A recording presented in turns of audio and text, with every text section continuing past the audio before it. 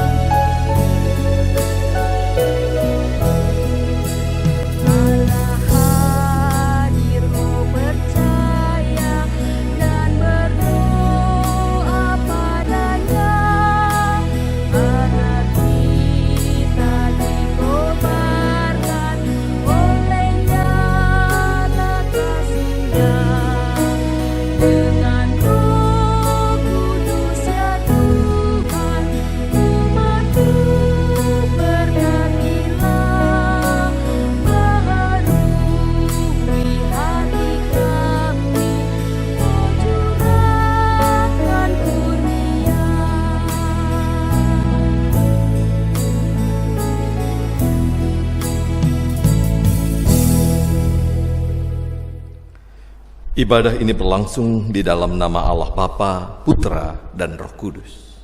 Amin.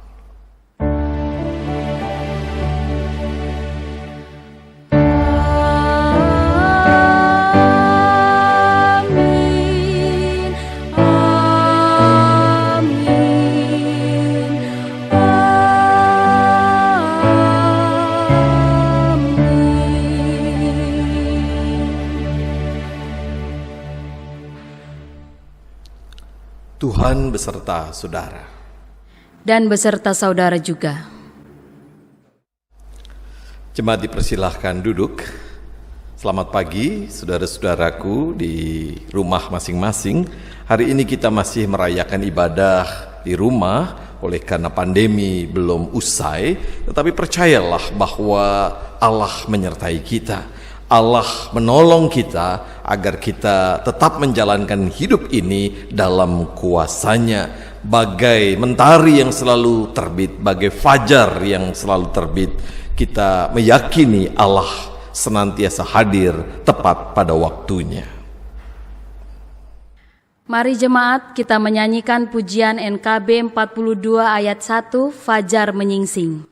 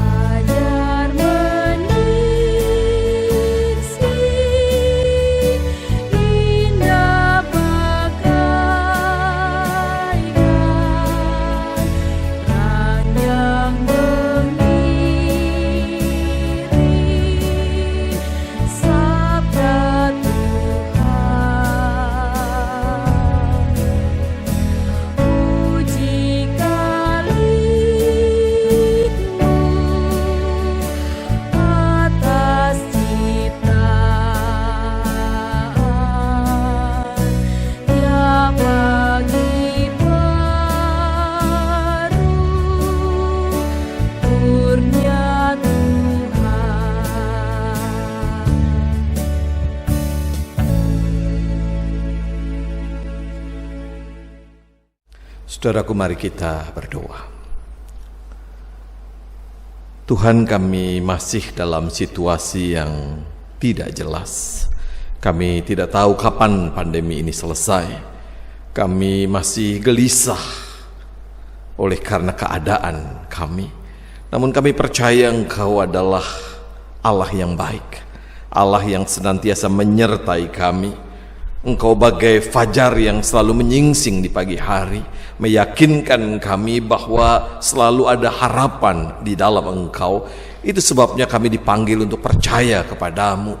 Ampuni kami Bapa kalau selama masa menanti ini kami kehilangan rasa percaya. Ampuni kami ya Bapa kalau rasa percaya itu hanya dinampakkan lewat kata-kata atau tindakan ritual belaka. Kami lupa bahwa percaya itu juga dinyatakan melalui sikap hidup yang mengandalkan Engkau. Tolong kami Bapa, agar dalam melewati masa yang sulit dan gelap ini, kami terus berpegang pada tangan kasih-Mu, dan kami percaya pada saatnya atas karya kasih-Mu semua akan selesai. Kami menyerahkan setiap kami dalam belas kasih Tuhan. Tolong kami, ampuni kami, di dalam Kristus kami berdoa. Amin. Mari jemaat, kita memujikan nyanyian Pelangi Sehabis Hujan.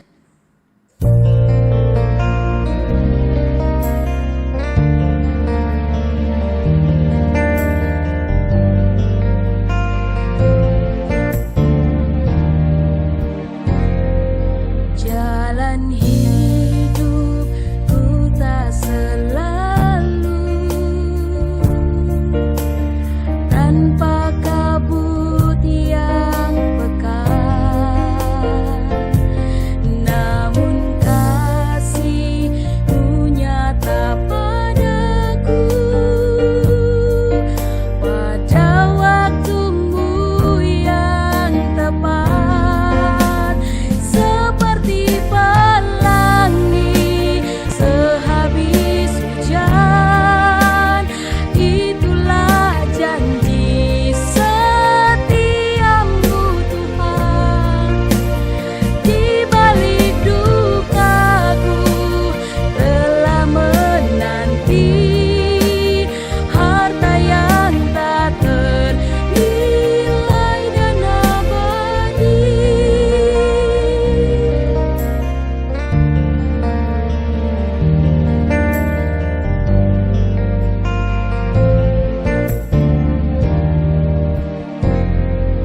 Mungkin langit pun tak terlihat,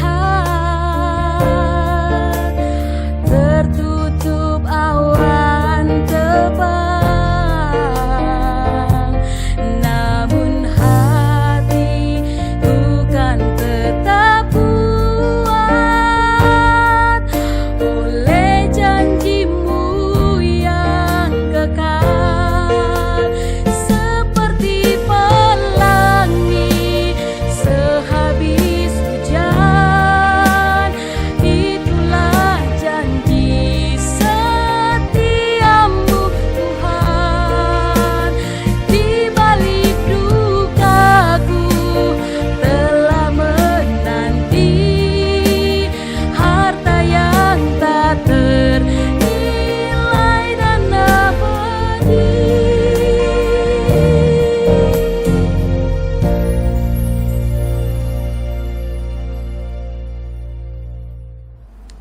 Mari kita bangkit berdiri.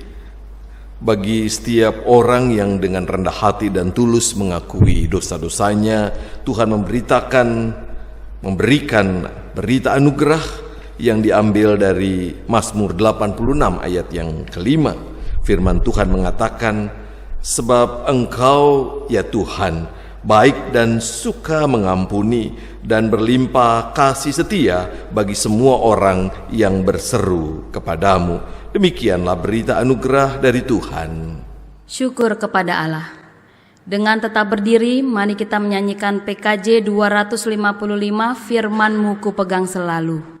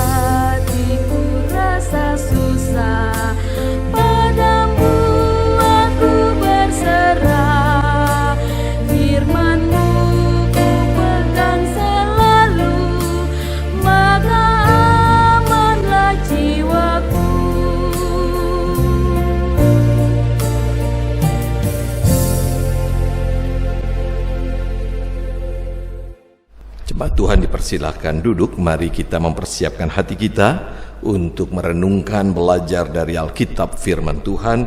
Mari kita berdoa.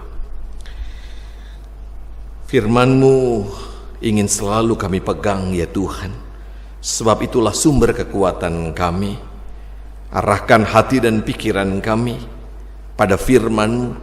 Sekalipun persekutuan kami belum bisa kami lakukan secara fisik, kami belum berjumpa dengan sahabat-sahabat kami, namun kami percaya kami berjumpa dengan Engkau, ya Kristus, sahabat yang sejati. Dan itu sebabnya bersabdalah bagi kami, agar kami senantiasa kuat dan berjalan dalam rencana dan kasih-Mu. Kami mempersiapkan hati kami siap menjadi pelaku firman-Mu. Di dalam Kristus kami berdoa. Amin. Saudara-saudara, pembacaan Alkitab menurut Injil Matius 23 ayat 1 sampai dengan 12. Injil Matius pasal 23 ayat yang pertama sampai dengan 12, beginilah bunyi Injil Yesus Kristus. Maka berkatalah Yesus kepada orang banyak dan kepada murid-muridnya, katanya, ahli-ahli Taurat dan orang-orang Farisi telah menduduki kursi Musa. Sebab itu turutilah dan lakukanlah segala sesuatu yang mereka ajarkan kepadamu. Tetapi janganlah kamu turuti perbuatan-perbuatan mereka, karena mereka mengajarkannya tetapi tidak melakukannya. Mereka mengikat beban-beban berat lalu meletakkannya di atas bahu orang, tetapi mereka sendiri tidak mau menyentuhnya. Semua pekerjaan yang mereka lakukan hanya dimaksud supaya dilihat orang. Mereka memakai tali sembahyang yang lebar dan jumbai yang panjang. Mereka suka duduk di tempat terhormat karena dalam perjamuan dan di tempat terdepan di rumah ibadat. Mereka suka menerima penghormatan di pasar dan suka dipanggil rabi. Tetapi kamu janganlah kamu disebut rabi, karena hanya satu rabimu, dan kamu semua adalah saudara. Dan janganlah kamu menyebut siapapun bapa di bumi ini, karena hanya satu bapamu, yaitu Dia yang di sorga. Janganlah pula kamu disebut pemimpin, karena hanya satu pemimpinmu, yaitu Mesias. Barang siapa terbesar di antara kamu, hendaklah ia menjadi pelayanmu. Dan barang siapa meninggikan diri, ia akan direndahkan. Dan barang siapa merendahkan diri, ia akan ditinggikan. Demikianlah firman Tuhan. Yang berbahagia ialah mereka yang mendengarkan firman Tuhan dan yang memeliharanya. Haleluya. Haleluya, haleluya, haleluya.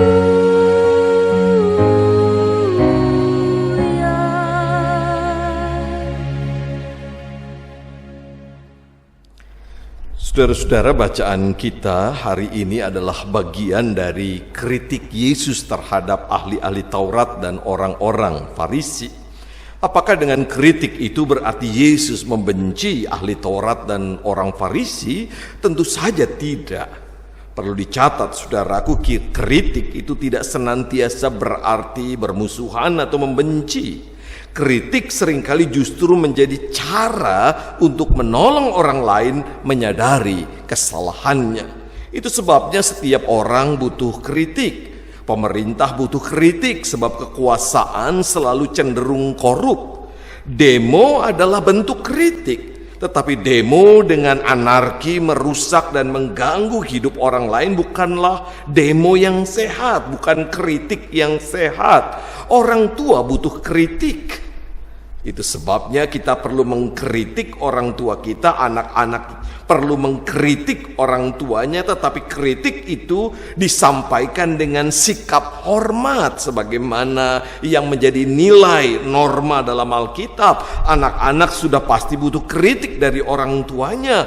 Amsal 1 ayat 8 mengatakan, "Hai anakku, dengarkanlah didikan ayahmu dan jangan menyia-nyiakan ajaran ibumu." Dalam didikan selalu saja ada kritik. Kritik bagi kita adalah cara menempa diri menjadi lebih baik. hingga kita berhasil dalam kehidupan. Nah, apa kritik Yesus terhadap mereka, ahli Taurat dan orang Farisi? Setidaknya saudara-saudara ada 3 kritik Yesus. Yang pertama, ahli Taurat dan orang Farisi memberikan pengajaran tetapi mereka tidak melakukannya. Ayat yang ketiga, dalam istilah yang kita kenal omdo, omong doang atau jarkoni, iso ngajar, raiso ngelakoni. Yang kedua, saudara-saudara, pada ayat 4 disebutkan mirip dengan jarkoni tadi, mereka membuat aturan. Dalam Alkitab disebut mengikat beban-beban berat, tetapi beban itu ditujukan buat orang lain. Dalam Alkitab disebut mereka tidak mau menyentuhnya. Yang ketiga, saudaraku, mereka selalu tampil untuk dilihat orang. Motivasi, tindakan, dan pelayanan mereka adalah supaya dilihat orang, dalam arti dikagumi dan dihormati orang. Demikian kita melihatnya pada ayat yang kelima. Sikap dan tindakan mereka inilah yang mendapatkan kritik keras dari Yesus.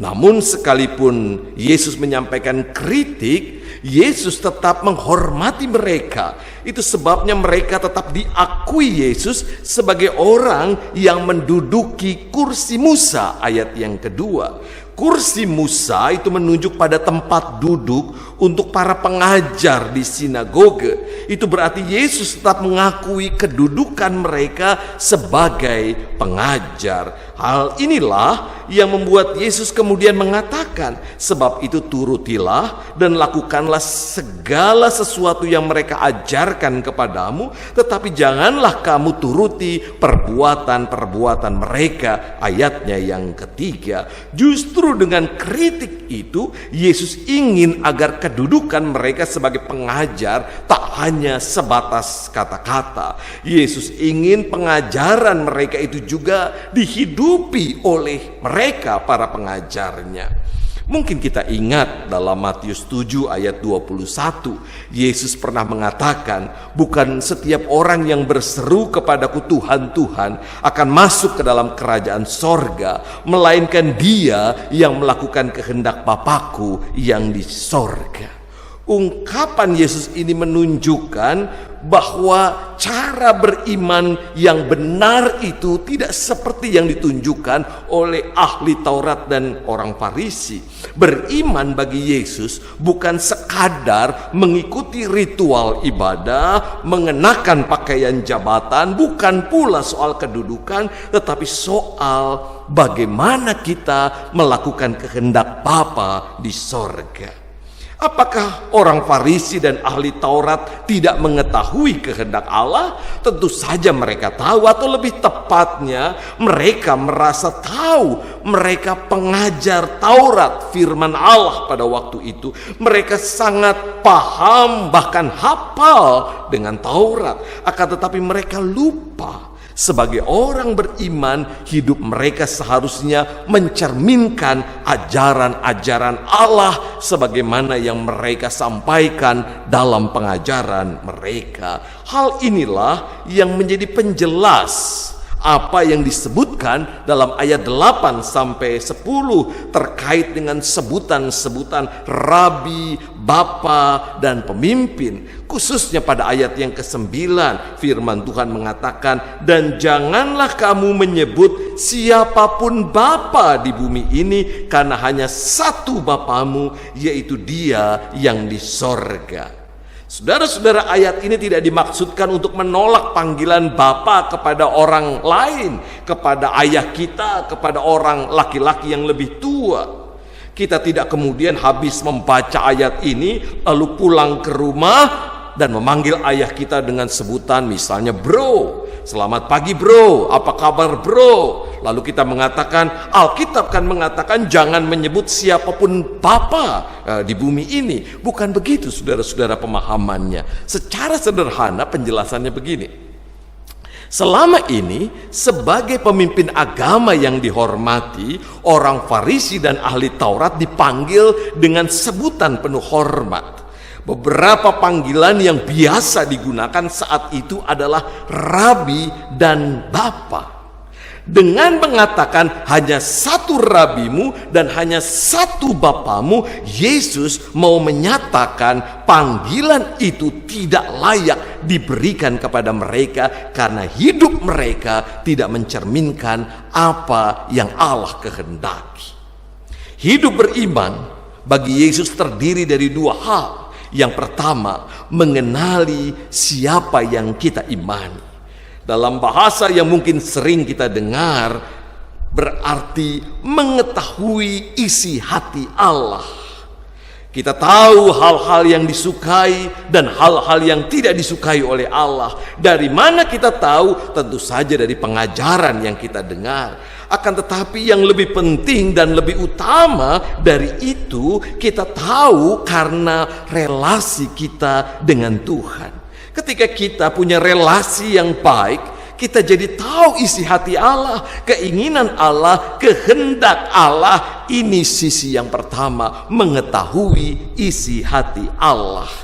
Gambaran sederhananya begini, saudara-saudara, ketika kita tidak mengetahui isi hati Allah, apa yang kita lakukan belum tentu menyenangkan Allah. Saya memberi contoh. Suatu ketika ada seorang suami yang ingin memberikan hadiah ulang tahun pada istrinya. Untuk itu ia menabung sedikit demi sedikit karena memang keuangannya tidak terlalu baik. Dia berpikir keras hadiah apa yang akan menyenangkan istrinya. Lalu dia ingat setiap kali mereka makan ikan, istrinya selalu memilih bagian kepala. Maka tanpa berpikir panjang, ia mencari restoran yang menjual kepala ikan. Ketemulah ada restoran yang menjual kepala ikan, lalu ia membeli kepala ikan yang terbesar. Ia membungkusnya dengan rapi, satu kotak besar dia bawa pulang. Lalu diberikan kepada istrinya. Tentu saja istrinya sangat terkejut. Baru kali ini suaminya memberikan kado istimewa. Lalu ia membukanya perlahan-lahan. Betapa terkejutnya sang istri ketika melihat isi kotak itu, yaitu kepala ikan. Sang istri menangis terseduh-seduh. Suaminya kemudian bertanya, "Mama, bukankah selama ini Mama kalau makan selalu memilih kepala ikan?" Istrinya menjawab, kalau ia memilih kepala ikan selama ini bukan karena dia suka, tetapi karena ia ingin suami dan anak-anaknya makan bagian terenak dari ikan itu. Suami itu tidak memahami isi hati istrinya. Suami itu merasa mengenal istrinya, tetapi sebenarnya ia tidak terlalu mengenal istrinya. Demikian juga orang Farisi dan ahli Taurat. Mereka merasa mengenal Tuhan. Mungkin kita juga, saudara dan saya, merasa mengenal Tuhan. Tetapi benarkah kita mengenal Tuhan? Di sini kita membutuhkan keintiman, relasi yang dekat dengan Tuhan. Relasi yang dekat dengan Tuhan membuat kita mengerti isi hati Tuhan. Yang kedua, saudara-saudara, kalau kita beriman, kita akan melakukan apa yang dikehendaki oleh Allah. Kalau kita beriman, kita akan melakukan apa yang menjadi isi hati Allah. Mungkin hal itu tidak enak buat kita, mungkin membutuhkan pengorbanan, tetapi ingatlah, beriman itu berarti menyenangkan hati Allah, bukan menyenangkan hati kita. Kita tahu untuk melakukan apa yang Allah kehendaki, Yesus harus melewati satu hal yang paling tidak disukai oleh manusia, yaitu penderitaan. Tetapi ada orang yang rela berkorban untuk keselamatan yang lain. Itu satu hal yang luar biasa. Tidak ada orang yang menginginkan penderitaan dalam hidupnya, tetapi Yesus mau melakukannya karena ia mengenal isi hati Bapa, yaitu hati yang penuh dengan cinta kasih. Itu sebabnya Yesus juga memiliki hati yang penuh dengan cinta kasih. Bagaimana dengan kita, orang-orang yang mengaku murid-muridnya? Apakah hati kita isi dengan cinta kasih seperti isi hati Yesus, seperti isi hati Bapa? Saudara-saudara, khususnya anak-anak muda dan para pengguna medsos, mungkin kita sangat tahu salah satu istilah dalam dunia media sosial adalah follow. Kalau saudara mengagumi seseorang atau merasa kenal dengan seseorang, saudara pasti akan memfollow orang itu. Apakah cukup dengan melakukan follow? Tidak. Saudara-saudara akan mengikuti orang itu, kegiatan orang itu, postingan orang itu lewat apa yang diuploadnya. Saudara akan melihat instastory-nya atau postingannya dan lain sebagainya. Lebih dari itu, saudara yang memfollow orang yang saudara kagumi akan sering memberikan tanda berupa like atau love untuk menunjukkan saudara menyukai apa yang diposting oleh orang itu. Nah, saudara-saudara, coba kita sekarang membayangkan kalau Yesus punya, anggap saja, Instagram. Apakah saudara akan membuat atau melakukan follow? Tentu saja kita akan follow. Itu sebabnya kita menjadi Kristen, kita dibaptis dan mengaku percaya. Apakah saudara akan melihat instastory atau postingan Yesus dalam Instagramnya? Oh, tentu saja. Itu sebabnya kita membaca Alkitab, kita ikut ibadah, kita mendengarkan khotbah dan sebagainya. Cukup? Tidak. Yesus adalah seorang influencer. Yesus ingin kita berubah seturut dengan kehendaknya. Yesus ingin panggilan hidupnya kepada setiap kita ikuti. Itu sebabnya nggak cukup hanya follow, nggak cukup hanya mengikuti postingan Yesus. Yesus ingin mengubah kita, dan Yesus ingin setiap kita juga menjadi influencer di masa kini, di tengah-tengah kehidupan kita, di tengah-tengah keluarga kita. Dan inilah yang disebut dengan beriman. Beriman bukan sekadar ikut Yesus, beriman bukan sekadar membaca Alkitab, beriman bukan sekadar mengikuti ibadah. Beriman adalah berubah menjadi orang-orang yang mempengaruhi orang lain untuk hidup di dalam jalan Tuhan. Tuhan mencintai kita semua. Amin.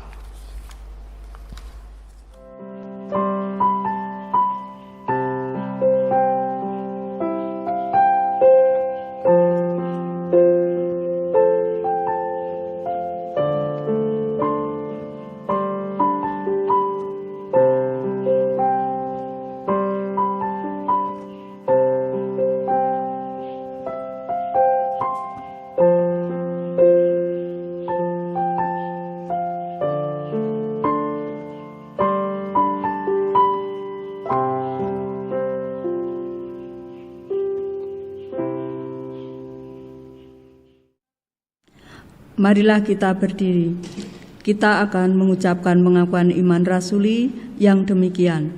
Aku percaya kepada Allah, Bapa yang Maha Kuasa, Khalik langit dan bumi, dan kepada Yesus Kristus, Anaknya yang tunggal Tuhan kita, yang dikandung dari Roh Kudus, lahir dari anak darah Maria, yang menderita sengsara di bawah pemerintahan Pontius Pilatus, disalibkan, mati dan dikuburkan, turun ke dalam kerajaan maut. Pada hari yang ketiga, bangkit pula dari antara orang mati, naik ke surga, duduk sebelah kanan Allah, Bapa yang Maha Kuasa. Dan dari sana ia akan datang untuk menghakimi orang yang hidup dan yang mati. Aku percaya kepada Roh Kudus, gereja yang kudus dan am, persekutuan orang kudus, pengampunan dosa, kebangkitan orang mati, dan hidup yang kekal. Amin. Silakan duduk kembali.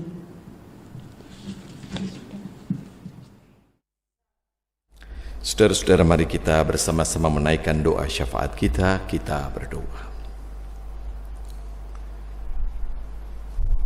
Terima kasih Tuhan untuk penyertaan-Mu. Tidak pernah Engkau meninggalkan kami, dan Engkau terus memanggil kami untuk percaya kepadamu. Dan ketika kami belajar percaya kepadamu, itu berarti kami dipanggil untuk memiliki relasi yang dekat dengan Tuhan. Kami belajar intim dengan Tuhan untuk mengenal, mengetahui isi hati Tuhan. Di tengah-tengah kegelapan kehidupan yang kami jalani, kami membutuhkan kejelasan, dan kejelasan itu hanya ada di dalam Tuhan.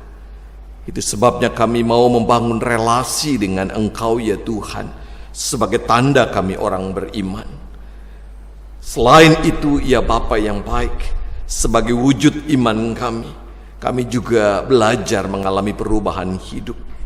Kami mengajak orang lain, kami mengendalikan hidup kami, agar kami mampu menjadi teladan dalam kehidupan. Iman bukan sekadar dikatakan, tetapi juga dihidupi oleh setiap kami dalam keseharian kami.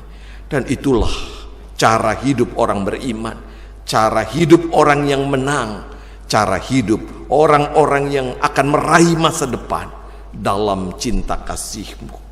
Di tengah-tengah persekutuan jemaat di GKI Prambanan ini ya Bapa, kami memohon kiranya karya kasih-Mu dinyatakan dalam persekutuan kami.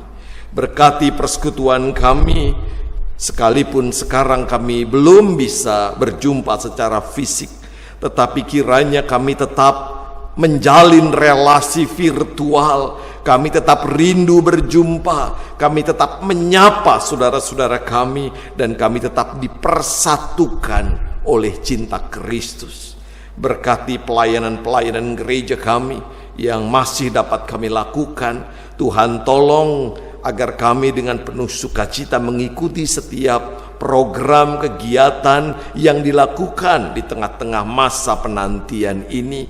Tuhan berkati para pemimpin pelayan di gereja kami, pendeta kami, para penatua kami. Tuhan berkatilah agar mereka mampu memimpin, menggembalakan umat-Mu dalam semangat cinta kasih, sebagaimana hati Bapa yang dipenuhi cinta kasih, hati Yesus Kristus yang dipenuhi cinta kasih. Para pemimpin kami juga memiliki hati yang penuh cinta kasih.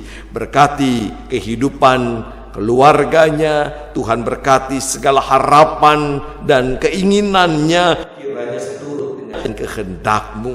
Kami juga mau berdoa untuk setiap anggota jemaat kami, dimanapun berada, kiranya Tuhan menyertai, Tuhan menolong setiap anggota jemaat kami yang penuh dengan pergumulan.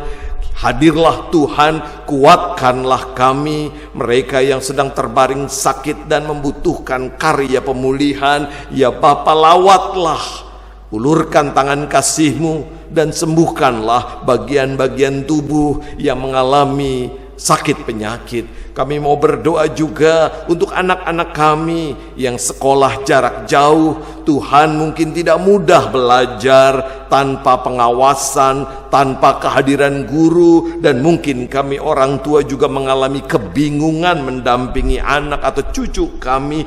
Tuhan,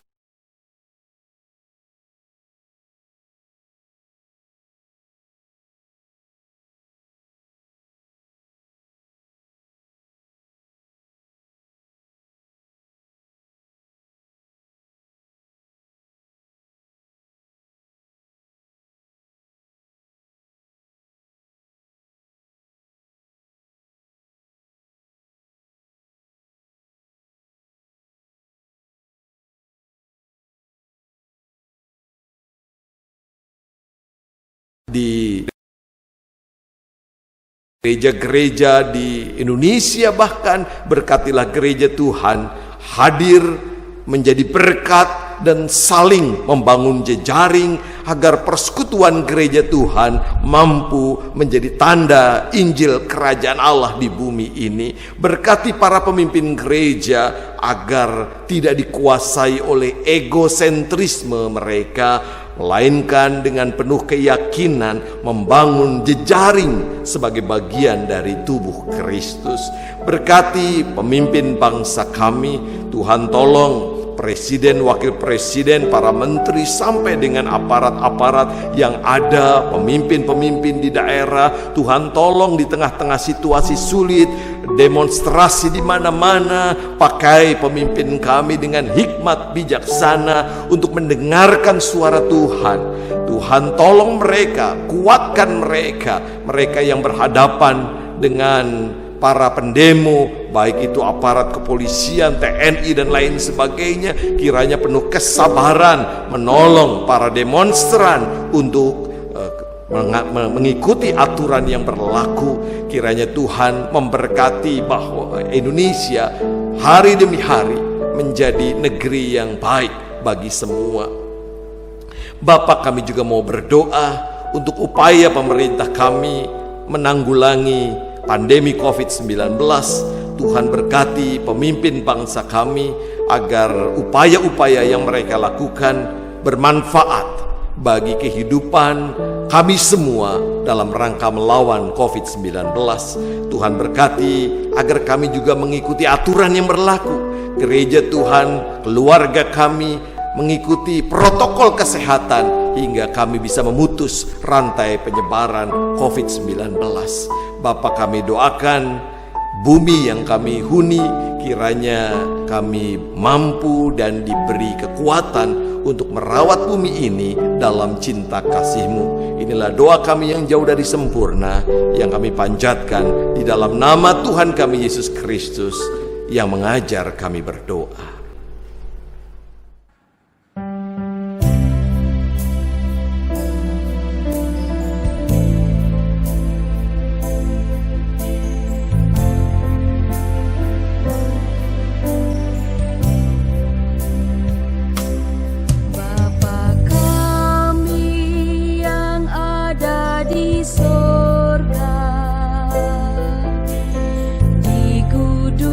Kuduskanlah namamu, datanglah kerajaanmu, jadilah kehendakmu di bumi seperti di surga. Beri kami hari ini makanan yang secukupnya. Ampuni salah kami seperti kami ampuni yang bersalah pada kami. Jangan bawa kami dalam pencobaan, melainkan lepaskan kami dari yang jahat. Sebab Kaulah yang punya kerajaan dan kuasa dan kemuliaan sampai selama-lamanya. Amin.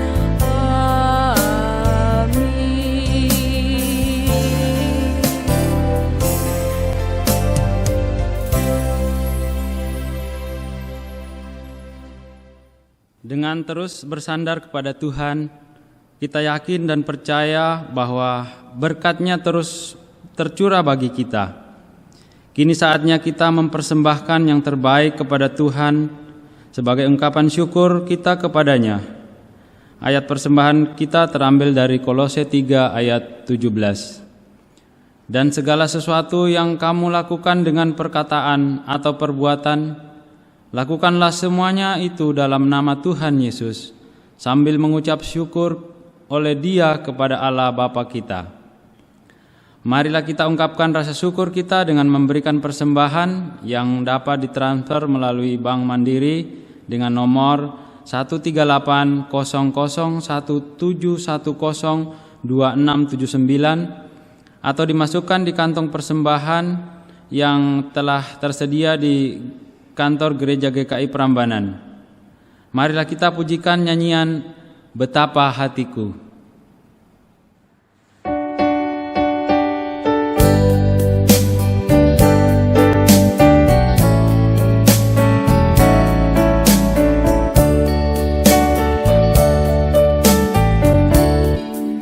Betapa hatiku berterima kasih Yesus.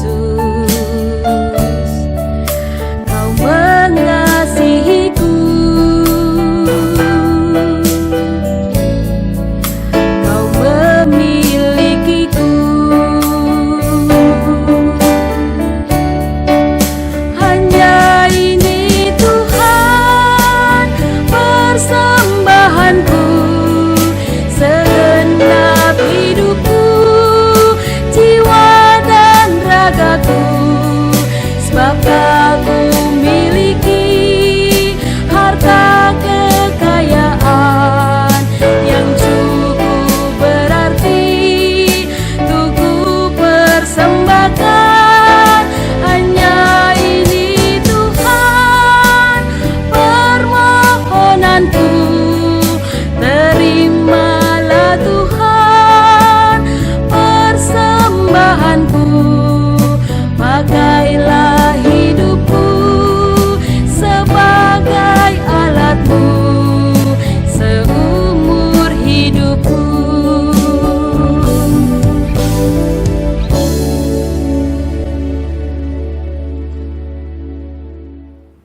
Jemaat, mari kita bangkit berdiri dan kita akan bawa persembahan kita di dalam doa. Kita berdoa. Ya Tuhan Allah Bapa kami yang bertahta dalam kerajaan surga yang mulia, kepadamu ya Tuhan pada saat ini kembali kami datang mengucap syukur dan berterima kasih kepadamu ya Tuhan untuk setiap penyertaan, tuntunan serta pertolongan Tuhan dalam sepanjang kehidupan kami. Terlebih melalui setiap pekerjaan, usaha kami ya Tuhan. Tuhan berikan berkat yang begitu luar biasa dalam kehidupan kami. Melalui persekutuan kami Tuhan, sebagai ungkapan syukur kami Tuhan, kami telah mengumpulkan persembahan. Kiranya Tuhan berkati, Tuhan sucikan, sehingga persembahan ini boleh digunakan untuk kesaksian serta pelayanan GKI Prambanan, bahkan dimanapun persembahan ini digunakan. Ya Tuhan, ajarilah kami ya Tuhan untuk mempersembahkan seluruh hidup dan kehidupan kami hanya untuk kemuliaan dan kebesaran nama-Mu saja ya Tuhan. Kami juga berdoa Tuhan untuk penatua yang telah diberi kesempatan untuk mengelola persembahan ini Tuhan. Berkatilah, berikanlah kebijaksanaan di dalam mengelola persembahan ini, sehingga persembahan ini benar-benar boleh dipakai untuk kemuliaan dan kebesaran nama-Mu saja ya Tuhan. Bapa, inilah doa dan permohonan kami yang kami bawa kepadamu melalui Tuhan kami Yesus Kristus, Tuhan dan Juru Selamat kami yang hidup. Amin. Dengan tetap berdiri, mari kita pujikan KJ 370 ayat 2, Ku mau berjalan dengan Juru Selamatku.